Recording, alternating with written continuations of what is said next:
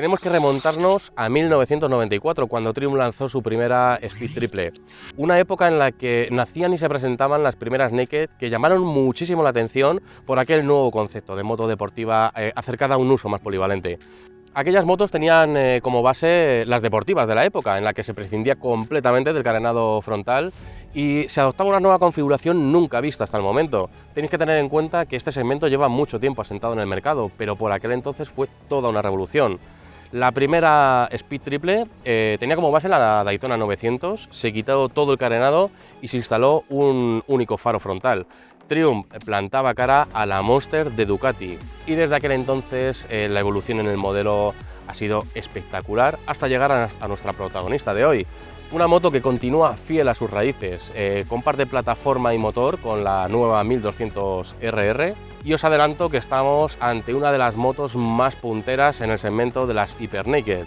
Triumph asegura que es la mejor Speed Triple fabricada hasta el momento. La más potente, la más ligera, la más manejable, la configuración perfecta. Y nosotros vamos a ponerla contra las cuerdas. Está disponible en 3 colores, 2 variaciones como base, negra con detalles en rojo y gris con detalles en amarillo, con un precio de salida de 19.495 euros y un nuevo esquema de color en naranja con detalles en gris, con un coste adicional de 300 euros.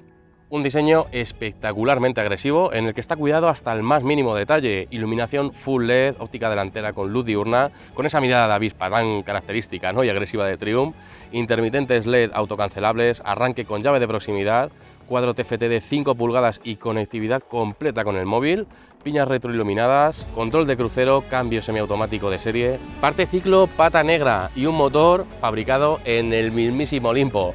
Bienvenidos a todos a la prueba de la Triumph Speed Triple 1200 RS.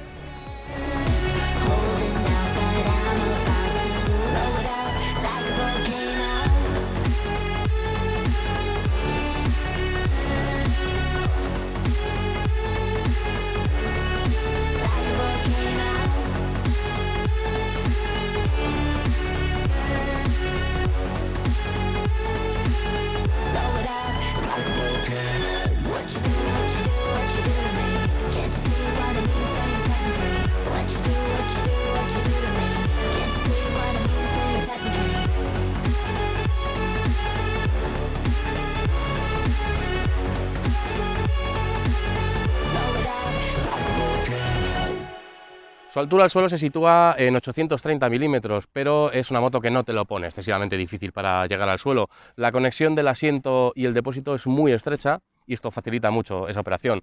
Para que lo tengáis como referencia, pues yo con mi 1,80, como estáis viendo, llego con los 2 pies sin ningún tipo de problema.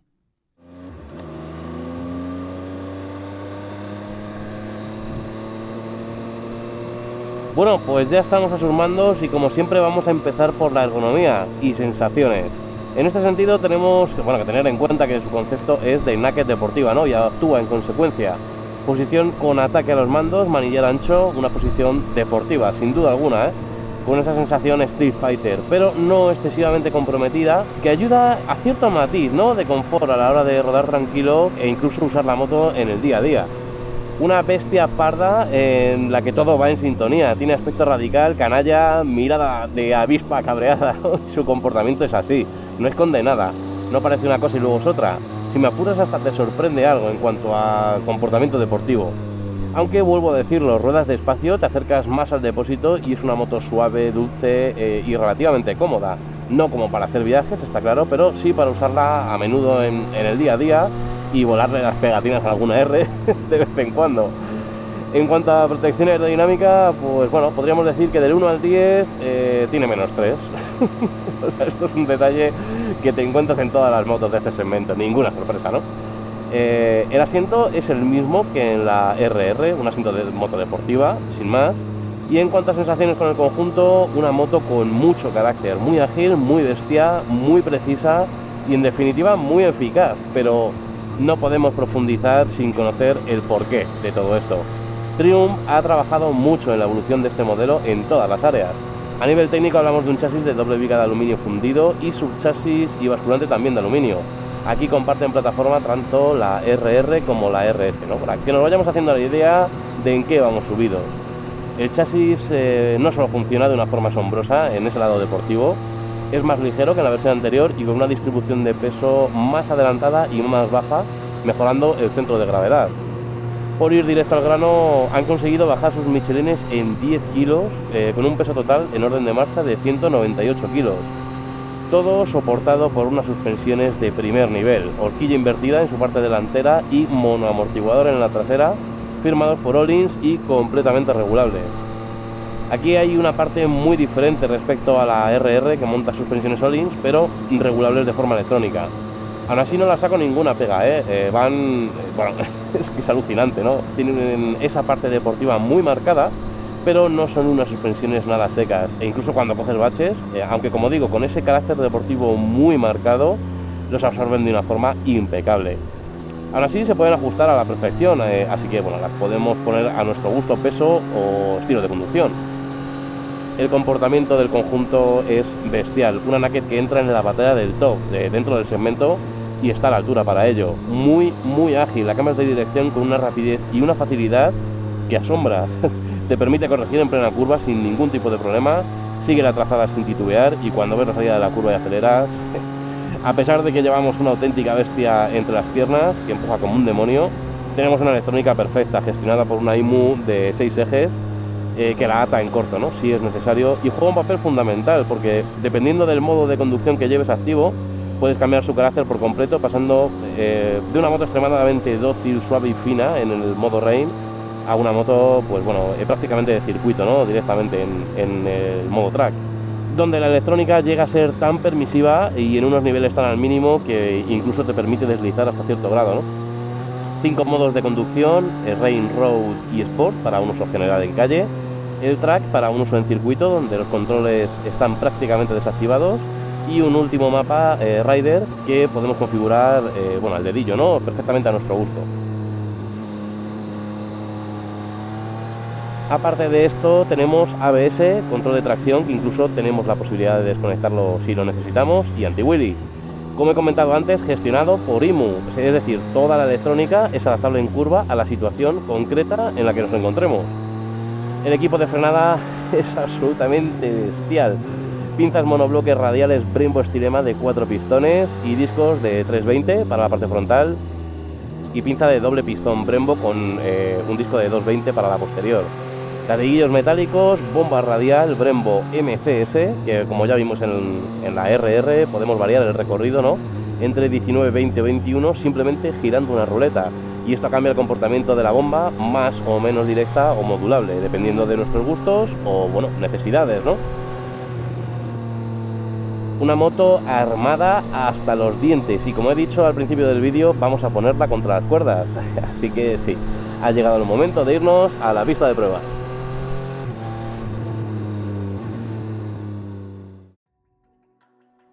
Bien, vamos a hacer una prueba de frenada de emergencia y una breve introducción al por qué hacemos esta prueba y qué detalles, ¿no?, vamos a encontrar en ella.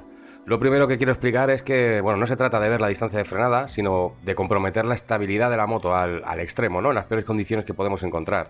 Sobre todo para ver actuar los asistentes y poner contra las cuerdas todo el conjunto y la electrónica, ¿no? El primer punto a destacar es que tenemos una zona en pendiente con un 4% de caída aproximadamente, por lo que, bueno, agravaremos las inercias que pueda tener la moto. La prueba la realizaremos a 120 km por hora, la velocidad máxima en autopista y en el sentido de la pendiente. Cuando lleguemos al punto de frenada clavaremos únicamente el freno delantero, por lo que, bueno, forzamos la transferencia de masas, ¿no?, y hacemos que sea más fácil que la rueda trasera se levante. Y por último, unos metros después de esta zona de frenado tenemos el punto clave. Se trata de un desnivel en el asfalto que además tiene una grieta sellada con alquitrán que, como sabéis, el agarre es mínimo cuando pisamos este tipo de superficies. Y en este momento todo el conjunto se encuentra al límite, ¿no? La suspensión en su compresión máxima, el neumático delantero con toda la carga de la frenada y el ABS a punto de saltar. En este preciso instante es cuando desestabilizamos todo con esa caída adicional en el asfalto, que hará variar la compresión de la horquilla y agravando aún más la pérdida de tracción del neumático delantero con esa línea sellada con alquitrán. Al saltar el ABS y acto después volver a esa situación límite, las motos tienden a levantar la parte trasera y en ese punto es, bueno, donde veremos actuar pues toda la electrónica, ¿no? Vamos a ello.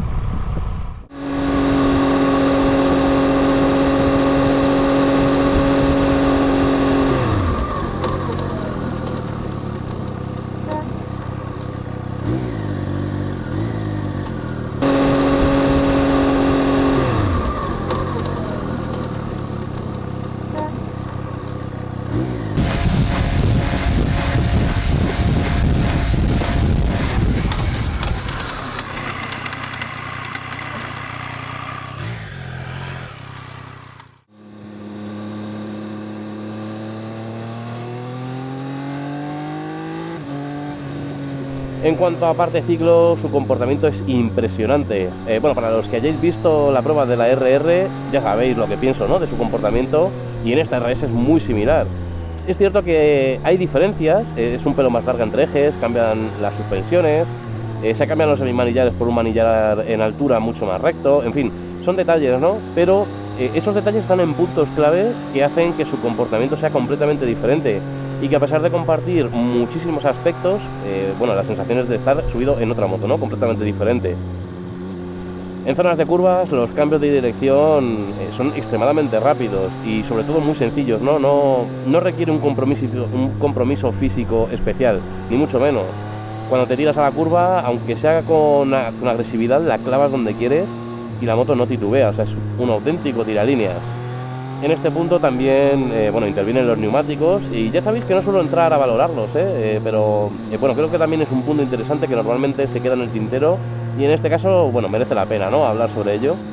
De serie monta unos Metzeler Racetec RR K3 y para los que no los conozcáis muy bien, primero deciros que Metzeler pertenece a Pirelli, ¿no?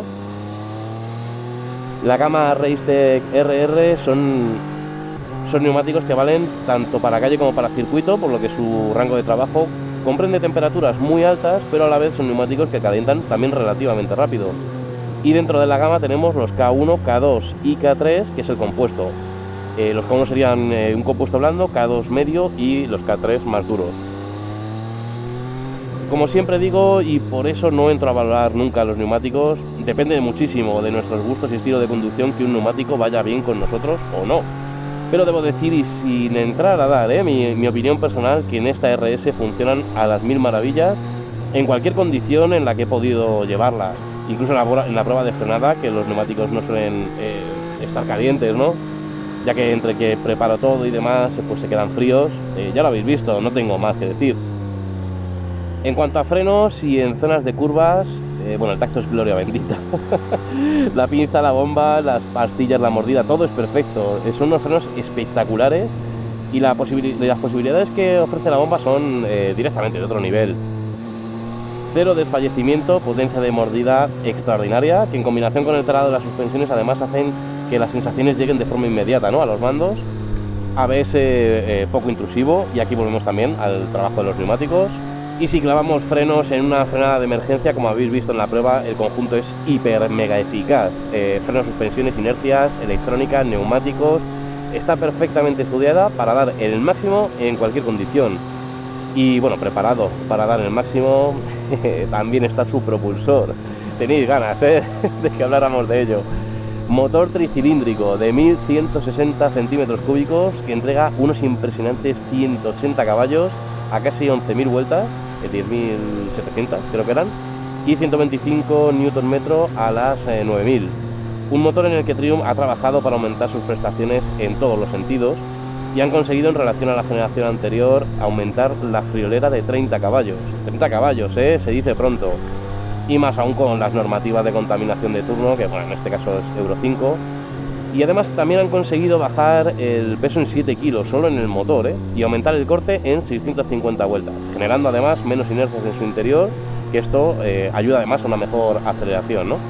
Toda la reducción de pesos que hemos hablado antes, junto con la del motor y su aumento de potencia, hacen que estemos subidos en la Speed Triple con mejor relación peso-potencia de la historia.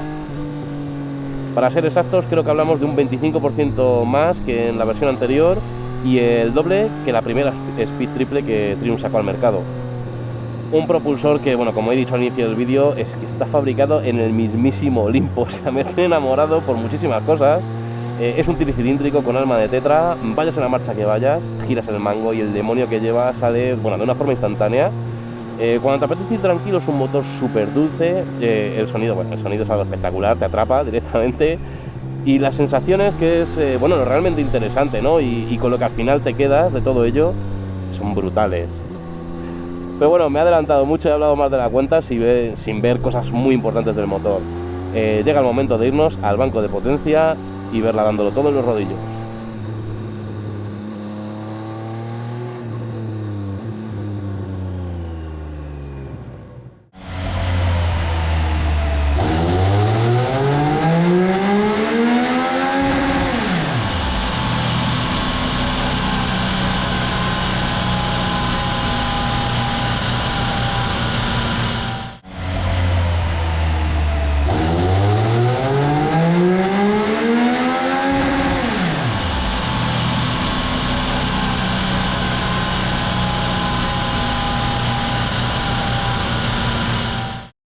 Bueno, pues esto que estáis viendo es un ejemplo de gráfica de par y potencia perfectos, en el que no hay un solo bache en todo el rango. No me dejan de asombrar, ¿eh? Cuando las metemos en banco de potencia, qué bien hecha tienen toda la electrónica.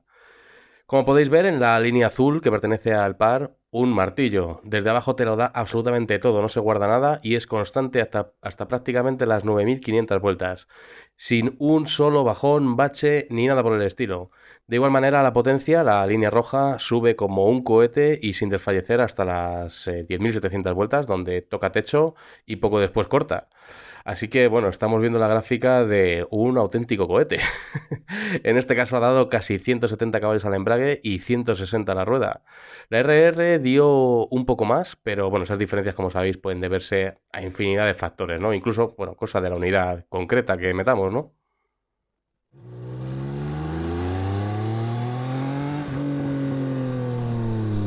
Bueno, pues después de verla en modo hámster y haber visto los datos sobre el papel, toca ver, ¿no?, lo que es capaz de hacer en nuestra pista de pruebas.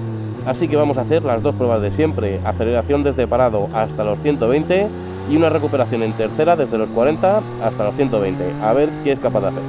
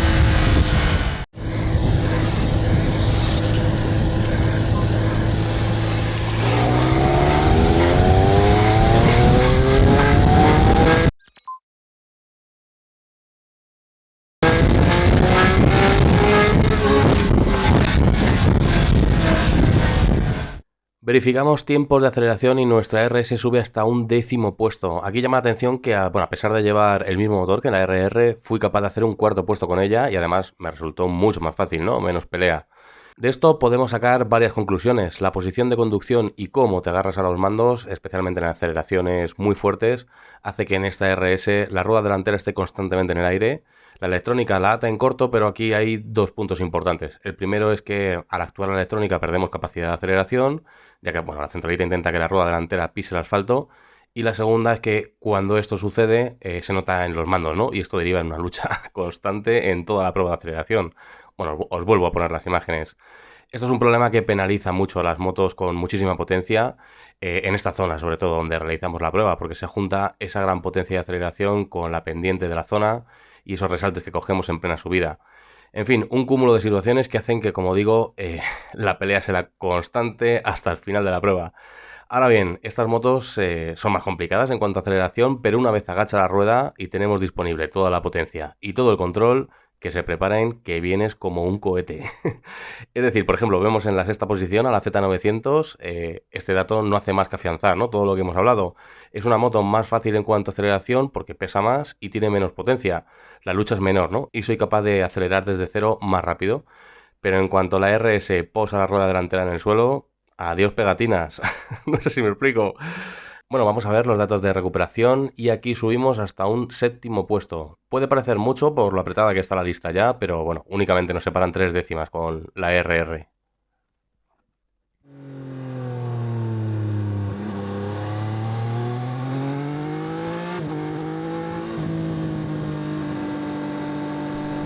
Ya ocurrió con la RR, que fue capaz de subir hasta los primeros puestos, ¿no? Un motor que está a la altura de superdeportivas de primer nivel. Pero es que no solo han conseguido unas cifras bestiales en términos generales de potencia, ¿no? La electrónica está pero muy bien afinada. Ver las curvas de potencia y par, y es que no hay un solo bache. Los controles saltan de una forma casi imperceptible, ¿no? El tacto del acelerador electrónico es mantequilla instantáneo, de verdad que es bestial. Y cuando vas rodando con ella, al tener tantísima cilindrada, empuja a cualquier régimen y sin descanso hasta el corte. O sea, puedes salir a adelantar a un coche en sexta que cuando te quieres dar cuenta has pasado atrás sin querer. O sea,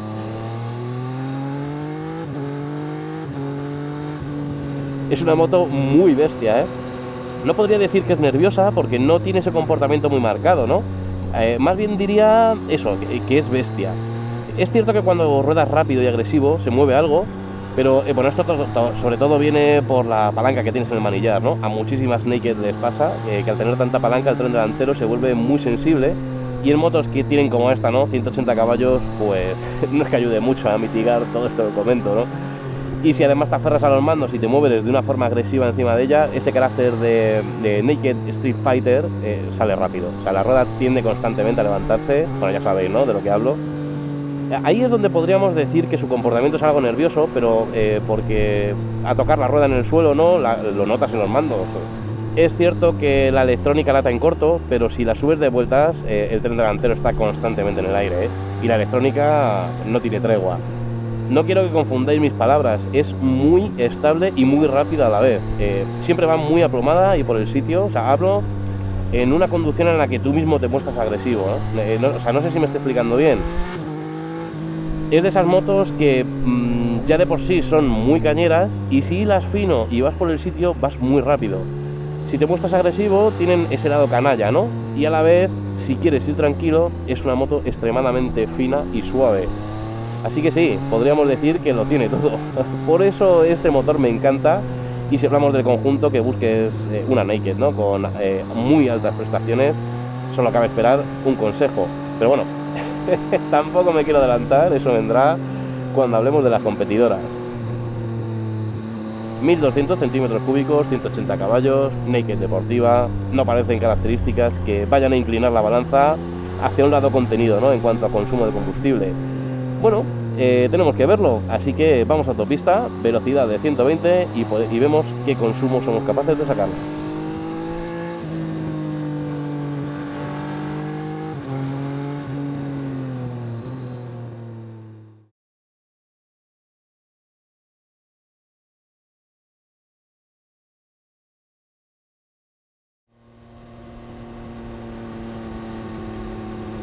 Otro punto súper atractivo del modelo es su cuadro, pero bueno, monta el mismo que la RR que probamos hace poco, así que viendo cómo se está alargando la prueba, creo que lo mejor es, si queréis verlo, que vayáis a la prueba de la RR y ahí lo vais a ver al detalle. Valoración final, qué decir, una máquina muy top. Si buscas una Naked de lo más puntero, es una opción muy, pero que muy a tener en cuenta. Allá donde mires hay pata negra, todo de lo que hemos hablado viene de serie, ¿eh? Hay motos con un precio base más contenido, pero que claro, cuando te irías a ponerle extras para llegar a lo que ofrece esta RS, te vas a un pico. ¿Vale lo que cuesta? Pues bueno, es un precio alto, ¿no? Qué tontería, pero es que todo lo que monta es caviar. Y eso se traduce directamente en las sensaciones que tienes a los mandos. O sea, en absolutamente todo de lo que podamos hablar. Cubre todas las necesidades que puedas tener, por muy diferentes que sean. Una máquina que engloba puntos tan dispares como una moto para el día a día y una moto con la que puedes fundirte a una RE sin despeinarte. El motor de este bicho es de lo mejor que he probado. He intentado sacarle fallos, pero sinceramente es que no los encuentro. O sea, hasta el consumo es bueno, es impresionante. ¿Qué pegas puedo sacarla? Bueno, decir que te da mucho aire en una naked sería como meter la cabeza en el agua e intentar respirar, ¿no? Sigo diciendo que, bueno, a que se le ocurrió poner la bocina del pito en ese lugar, habría que quitarle la paga extra, ¿eh? Es algo que de verdad daña los ojos. Y bueno, por ponerme quisquilloso, pues es cierto que los retrovisores vibran un poco por la posición en la que están anclados, ¿no? Sin más. Y la imagen se vuelve algo borrosa dependiendo de las revoluciones a las que vayas. Pero bueno, al final tampoco es problema, ¿eh? Bajas un par de marchas, aceleras y puedes estar seguro que si tenías a alguien al lado, ya no está. Otro punto que creo que es muy mejorable, y ya, bueno, ya lo dije en la RR, es que para abrir el colín necesitas una llave, o sea, va con un tornillo. Y en una moto que tiene arranque con llave de proximidad, apertura del depósito electrónica, que hagan esto, lo suyo sería que se abriera mediante un botón de la piña o algo así. O fíjate, incluso que tiene un bombín con la llave, pero bueno, que no te necesites, ¿no? Una herramienta, ¿no?, para abrirlo. Pero que os lo digo sin pelos en la lengua, o sea, al final son tonterías, ¿eh? Lo importante está ahí y da la talla con nota, o sea, no tengo más que decir.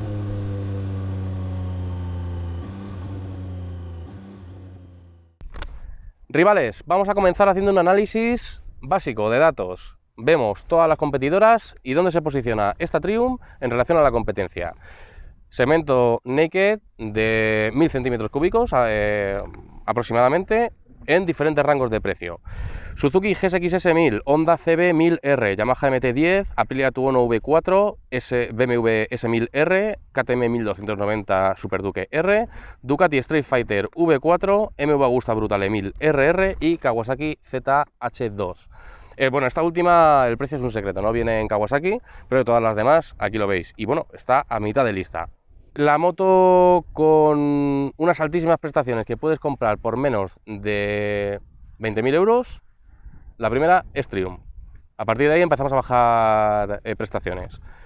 En cuanto a motorizaciones, pues todas son Tetra, menos la Triumph, que es tricilíndrica, y KTM, que es bicilíndrica.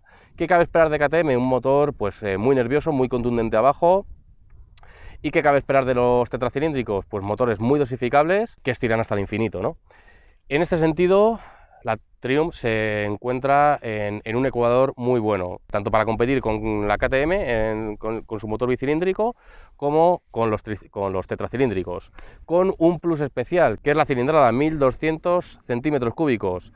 Eso la aporta un rango especial en la parte baja del tacómetro y un brío extraordinario en todo el rango, ¿no? Ya lo vimos en la prueba de la RR, que fue capaz, en banco de potencia, de plantar cara hasta el corte a una M1000RR. Cuidado, estamos hablando de una superdeportiva.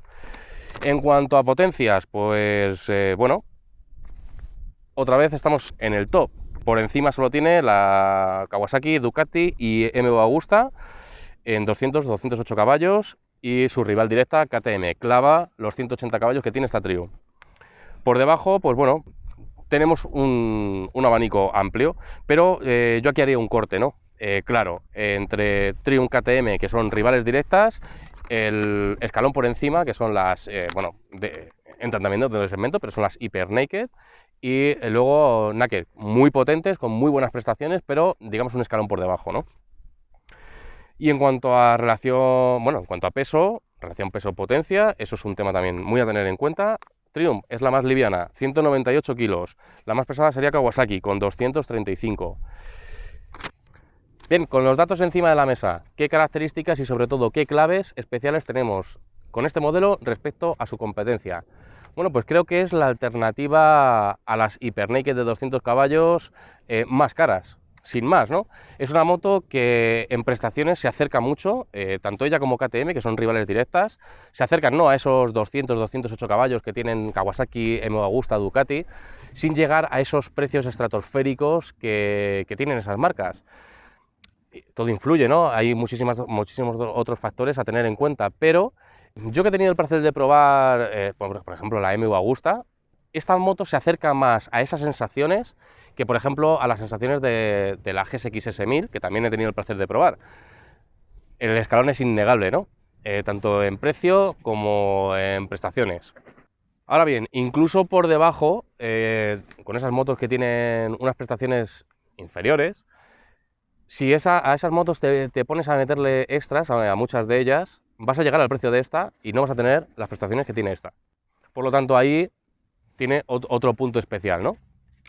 Tenéis que tener en cuenta que todo lo que hemos hablado en la prueba, todo, absolutamente todo, viene de serie. Incluso la puedes meter más cosas, puños calefactables, bueno, en fin, ahí está, ¿no? El catálogo de Triumph en su página web.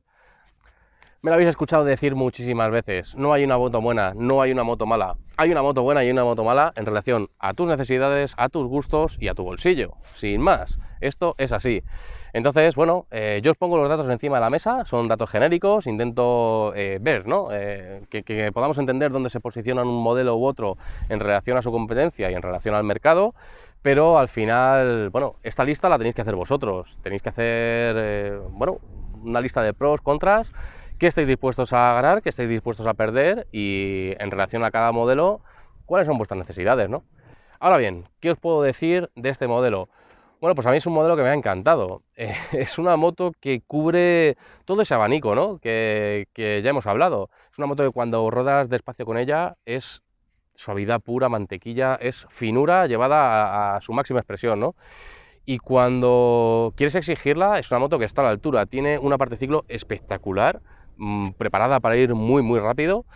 Y es una moto que no se mueve. Me habéis escuchado decir que, bueno, que dependiendo de la situación es nerviosa y demás, pero no me refiero a nerviosa de que se esté moviendo, no. La moto es un aplomo brutal el que tiene. Me refiero a que es nerviosa porque la rueda delantera se levanta y al caer, pues notas que se mueve, ¿no? Del tren delantero. Pero no es de esas motos que digo, joder, la montaría un amortiguador de dirección porque notas que la dirección, bueno, que flota, ¿no? La dirección, no, en esta moto eso no pasa, es aplomo brutal. Sin más, ¿no? Si buscas una moto de este concepto, con unas altísimas prestaciones y no te quieres ir a las Hyper Naked más caras de la lista que hemos visto, es una alternativa perfecta. Y os digo más, en cuanto a prestaciones, habría que verlas en un cara a cara, ¿eh? Porque asombra y mucho. Ahora vamos a ver el listado de mantenimientos que tiene que pasar nuestra RS. Volvemos a la carga con el tema de los precios. Realmente creo que es algo interesante y voy a intentar conseguirlos en cada prueba. Tenéis que tener en cuenta que los precios pueden variar dependiendo del concesionario, comunidad autónoma y demás. Los precios que vamos a ver son de Madrid. No obstante, en la web del concesionario de vuestra zona podéis ver los precios de las revisiones y os dejaré también el manual de la moto con el listado de mantenimientos y qué entra, ¿no? En cada uno de ellos en la prueba escrita en nuestra página web. Dejaré el enlace en la descripción. Como siempre, la primera revisión tendremos que pasarla a los 1000 kilómetros o 6 meses, lo que antes ocurra.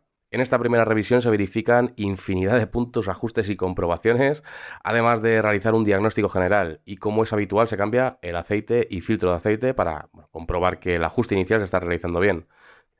Pasamos a la primera revisión, que se realiza a los 16.000 kilómetros, en la que se vuelven a verificar infinidad de puntos concretos de la moto, volvemos a cambiar el aceite y filtro de aceite y además se cambia la pila de la llave. 16.000 kilómetros después toca la revisión de los 32.000. En ella entran todas las comprobaciones, ajustes y diagnósticos de la revisión de los 16 y además de cambiar el aceite y filtro de aceite, también se cambia el filtro del aire. Se cambian las bujías y comprobación de válvulas, sincronización del árbol de levas, pila de la llave y comprobaciones específicas en diferentes puntos. Esta es una de las revisiones gordas, ¿vale? A los 48.000 toca una revisión normal, que es exactamente igual que la de los 16.000, mismos trabajos a realizar y tiene el mismo precio, 294,65. A los 64.000 de nuevo, revisión gorda. Se realizan las mismas comprobaciones, revisiones y trabajos que en la de los 16 y 32.000. Y se suma a la lista la sustitución del aceite de la horquilla. Precio 956,50. Y por último vamos a ver una lista de piezas y sus precios ante la típica caída tonta, intermitentes, manetas y cosas así. Ahí los tenéis para que, bueno, os podáis hacer a la idea del precio de recambios y demás. Sin más, familia, gracias por estar ahí y por vuestro apoyo. Si os ha gustado la prueba, apoyarnos dándole like, suscribiros si aún no lo habéis hecho, activar la campanita para no perderos nada y dejarnos vuestros comentarios. Cuidaros mucho y, como siempre, nos vemos en la carretera.